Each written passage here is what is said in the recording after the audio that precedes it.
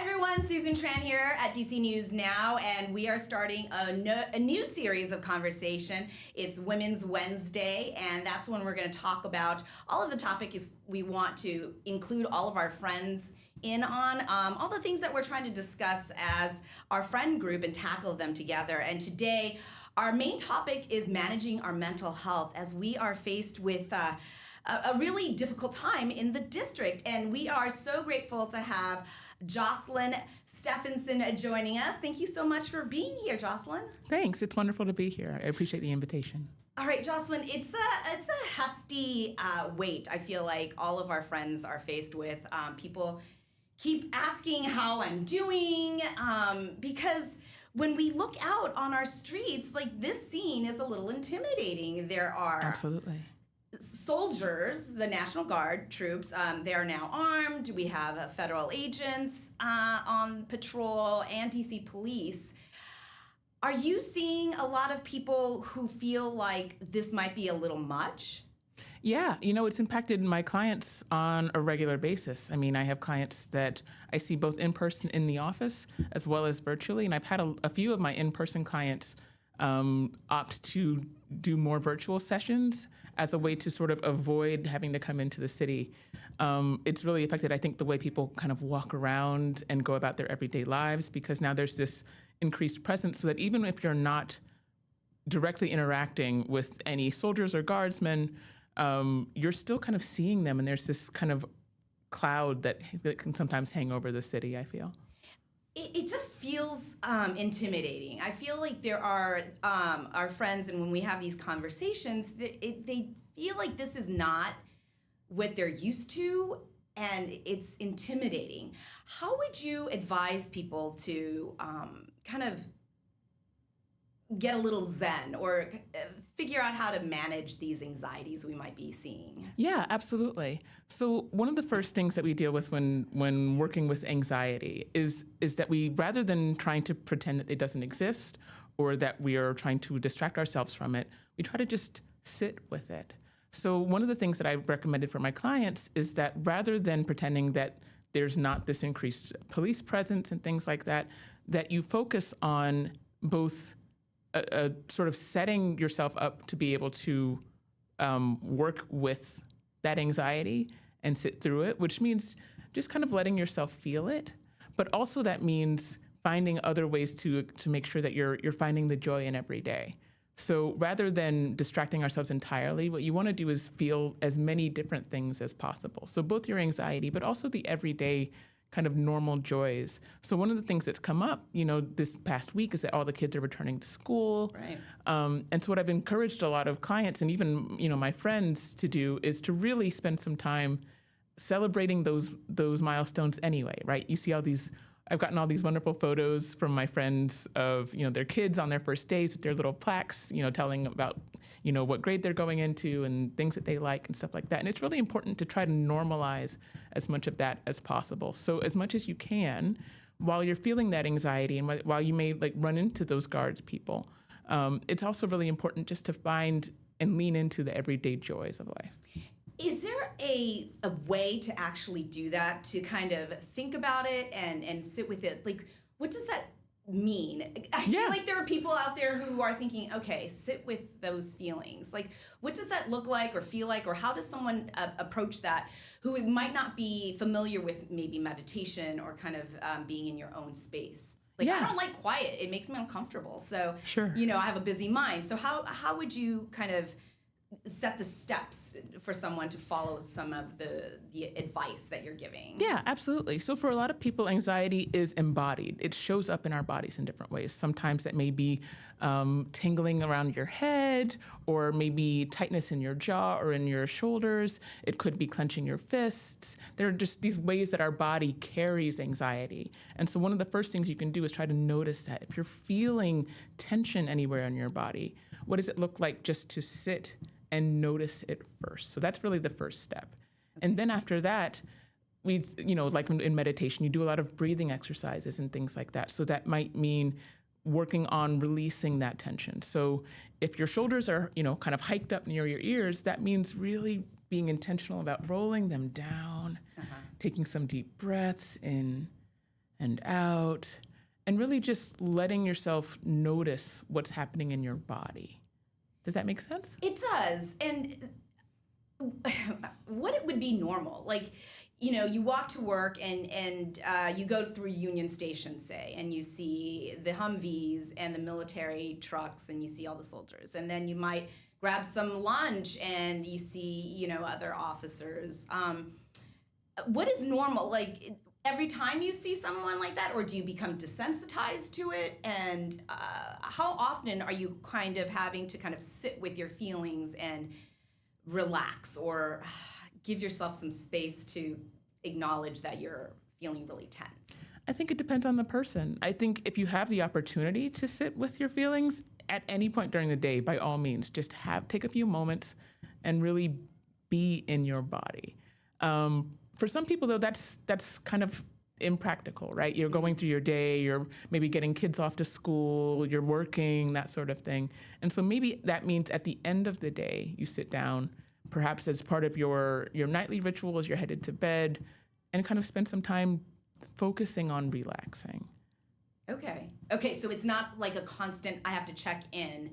It could be just, I don't have any time, but when I get home, I need to check in with myself and yes, absolutely. Okay. Because the fact of the matter is that with everybody's busy schedules these days, there's just not really an opportunity for everyone to kind of be embodying and sitting with their emotions all day long. Because the thing about emotions is that they're ephemeral, they pass quickly. And so while it may feel really intense when you're having that anxiety, when you're in a Union Station or walking down the street, you're coming out of the metro stop and you're seeing these police officers or these guards people, okay, that's fine. And that doesn't necessarily mean that that's the moment where you stop and go, okay, because you have a busy day, you have things going on. When you have these images, though, of the troops and the officers at metro stops, and we know a lot of the kids in the district, they use the metro to go to school. Yeah. In the district, they just started school on Monday. And this might be a little intimidating. It might be a little frightening. Or it might be, I don't know, kids can be like trying to poke a bear sometimes and see what happens. And that could be really dangerous and really concerning. Yeah. So how do parents talk to kids about that? Absolutely. So one of the things that I encourage parents to do is to spend some time just interacting with your kids, really to sit down and talk with them about what they're seeing. For some kids, they may not even notice anything going on, but odds are that they're going to, especially because it's something different and new for them too. And so the best thing that you can do is approach your kid sort of head on. What are they seeing? What are they feeling about it? And really focus on giving them the space to express what they're feeling. Okay, and what would you say then for teens? Because it's a different conversation, and they do look older, and they could look like they're going to, I don't know, fool around and, gather in a group and just teens can be, I was a teen. I was a bit of a nuisance. Like, what do you say to parents trying to talk to teens about, you have to be thoughtful about what is happening in and around you at this moment? Yeah. Well, what I try to encourage anybody to do really is I like to treat the city the way you would if you were a bystander dealing with bullying or with harassment of some type. A lot of times we encourage people, rather than trying to interact with the person that's harassing the other person or bullying the other person, you focus on the person that's being bullied. And in this case, that means focusing on the city. So rather than trying to goad these people into doing anything or, kind of approaching them, the best thing you can do is to focus on your surroundings, right? The other people in your community, the things that you love about this city, and really focus on living in it and helping the people around you deal with this occupying force, so to speak. Interesting. Okay. And the person being bullied is the city. I never thought of that. And so you can find ways to be helpful, to mitigate, to extend yourself. Exactly. So especially with our teens, it's important to encourage them to find pro-social ways to express themselves and to be active. And that might mean getting them out more volunteering. That might mean helping do like local cleanups in Rock Creek Park. That may mean helping them devise a plan for what they might do to try to help in the event that they see friends or family members or other people in their community that are worried or anxious or are more deeply impacted by the presence of these troops. All right, we'll be right back.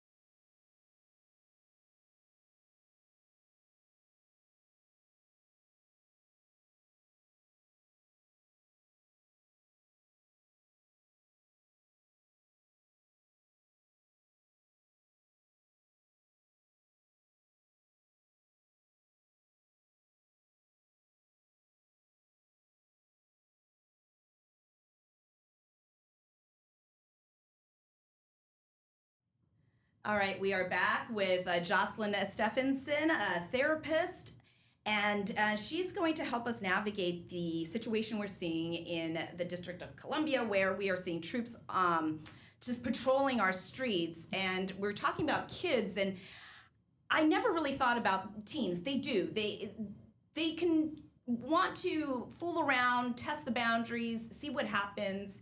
And that could be a little concerning and even dangerous.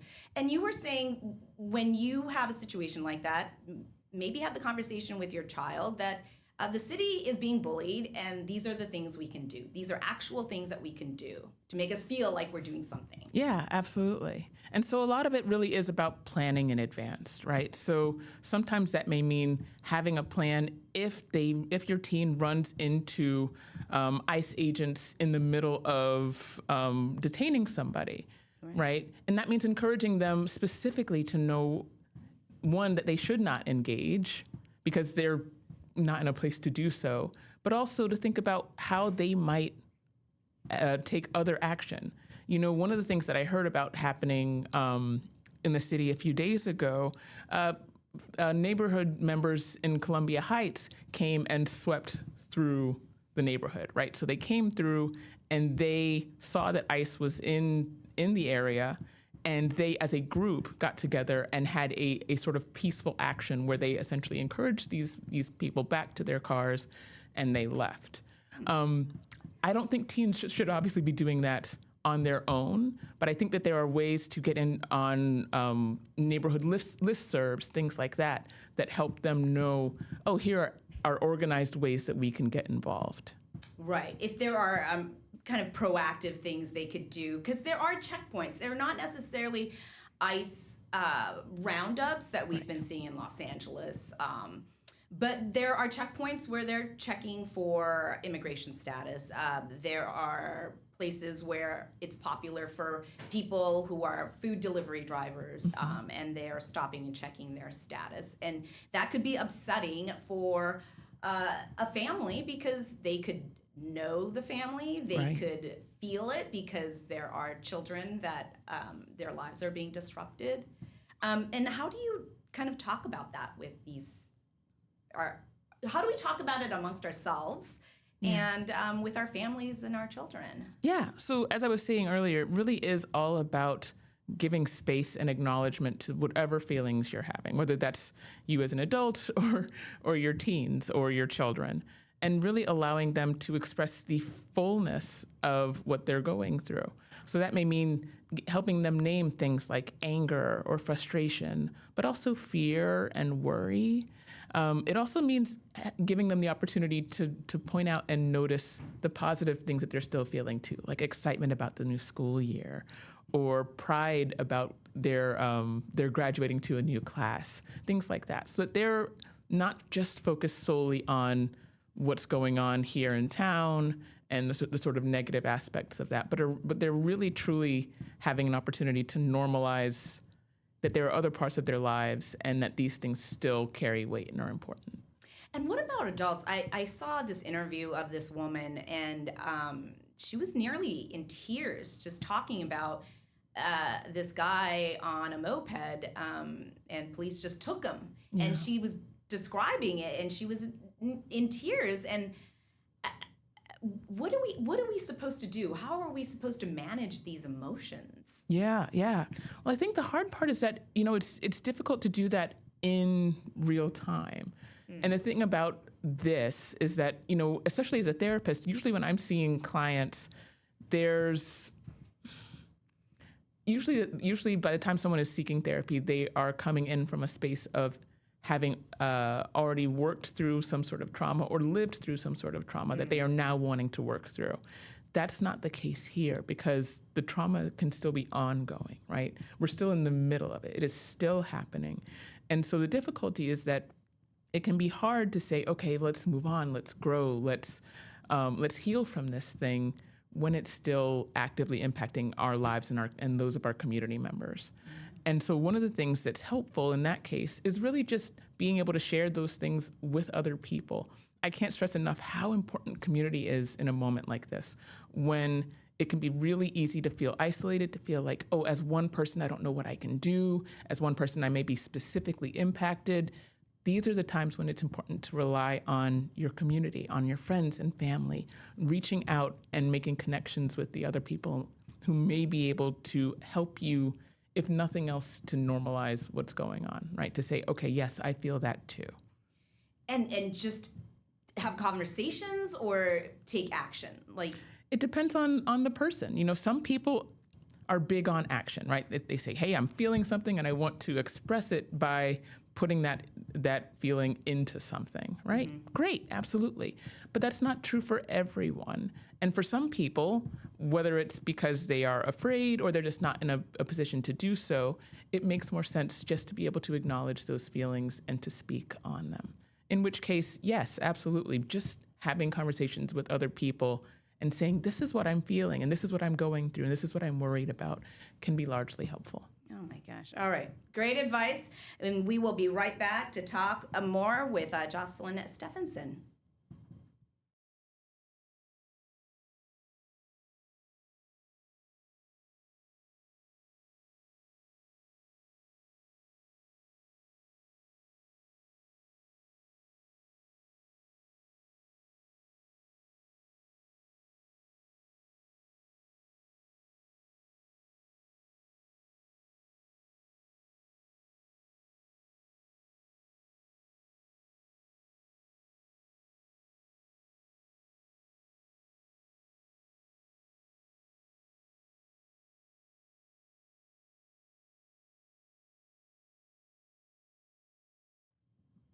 All right, we are back with Jocelyn Stephenson, and we are just talking about how we can manage our mental health during this time when we are seeing some concerning images. There are troops on our streets, a lot of police officers, and for some people, it could feel very reassuring that there are a lot of police out there, and that can be really reassuring. And for some folks, it could be really intimidating. How do you have that conversation with someone that might not agree, and you're feeling so overwhelmed by all of the officers, but your mom is calling from Florida and it's like, I'm just so glad that you are safe and all of those officers are there. We have these conversations. I'm worried about Thanksgiving and, having politics come up.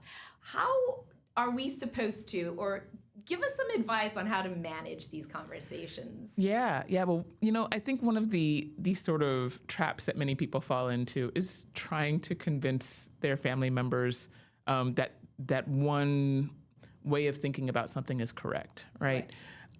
If you start the conversation that way, your family member is going to be on the defense immediately, right? They're going to sense it and know, okay, this person's trying to convince me of something, and they're going to dig their heels in.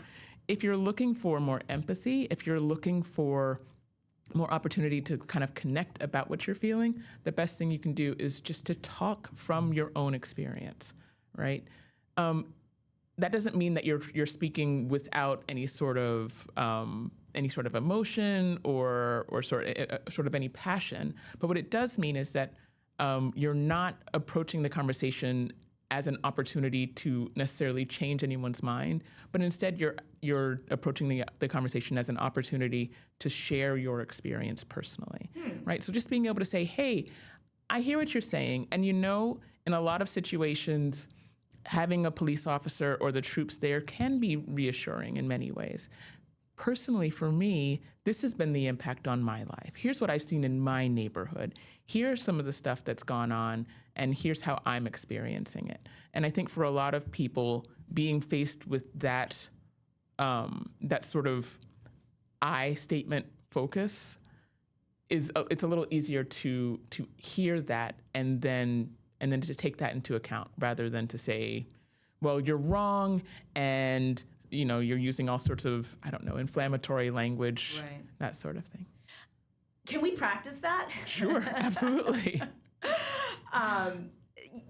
Yes. Okay. So say we're at the Thanksgiving table, and because I know you, I know you have a cat. And if I am a person and I say, Joss, cats are just horrible. They're selfish, they are not nice, and they're just horrible cats. I don't even know why you have a cat. I think you should get rid of your cat. Huh. It's interesting. Where did you get that understanding of cats? Well, I see it online. They're very selfish, they don't really need you. Yeah. The thing about online is that, it tends to only show one side of things. Like people can say that about just about anything, right? People are horrible and selfish, and really maybe we shouldn't be in relationships with each other, right? Well, yeah, people are kind of horrible. They can be, right? Yeah. But here we are sitting at this table, and I don't think you're horrible. Likewise, I understand. I think we've all had maybe bad experiences with a cat or two in our lives. With my cat, I love him very much, and he's very social, and he's very nice. And if you ever wanted the opportunity to interact with a different type of cat, I'd be happy to have you over, and we could arrange a little play date. Okay, it's kind of like a pivot. Yeah. It's kind of you didn't necessarily maybe ask a question, but you left space, and I feel like I have to fill it. Yeah. And that's the thing, is you want to invite people to step into the conversation rather than feeling like they're being pushed out of it. Interesting. Okay, I'm going to have to remember this for Thanksgiving. I mean, because I feel like it's for anyone, right? Like, when are you going to get married? Why are you dating this person? What is your major? Because, a lot of kids are off to college right now, and they're going to come home, and it's, a myriad things that just make you uncomfortable. When are you getting married? When are you having kids? Why did you move? Yeah. Like, those are really stressful pivot points. Absolutely. And yeah, the best thing you can do is kind of just, hey, I can acknowledge your side of things, right? You're concerned because you think that getting married is an important lifestyle stop for me, right? Or you want to see me settled, or you're coming at this from a place of wanting what's best for me. And I hear that, and here's my side of things. Oh, interesting. Okay. All right. We have time for just one last question, and that's doom scrolling. Sure. I just talked to a girlfriend, and she's doom scrolling. Yeah. How do we stop that? I do it all the time. Oh my gosh. And I tell myself I'm not going to, but there I am. And then I justify it because it's work, and yeah. At some point, it's not work anymore. At some point, it's not work anymore. Absolutely. Okay. Well, a little self-disclosure. Maybe you're not used to that from a therapist, or maybe your audience isn't. Also, super guilty of doom scrolling. The way that I get around it is I distract myself. This is one of those situations in which I think the best thing I can do is put down my phone and go do something else. Because what happens, I think, a lot of times is that doom scrolling comes from trying to fill space, right? It's a way to occupy our minds. And the best thing you can do in that situation is recognize that that's what you're craving, is something to occupy, and feed that. So that might mean going for a walk. That might mean picking up a book instead. That might mean, oh gosh, my husband and I, we do a lot of like singing around the house. So we just dance around. We'll put on some music, sing and dance around the house. As you know, I have a 5-month-old daughter, and so she occupies a lot of the time that I would otherwise be doom scrolling. All right. So find a distraction. Yeah, absolutely. All right. These are just such incredibly helpful tips. And I think even if it doesn't stress you out that there are all these troops out there, something stresses you out. Yeah, absolutely. And this is advice that you can use at any point. All right. Thank you so much, Jocelyn Stephenson, for coming in and helping us navigate these times. Yeah, you're welcome. Thanks so much for having me on.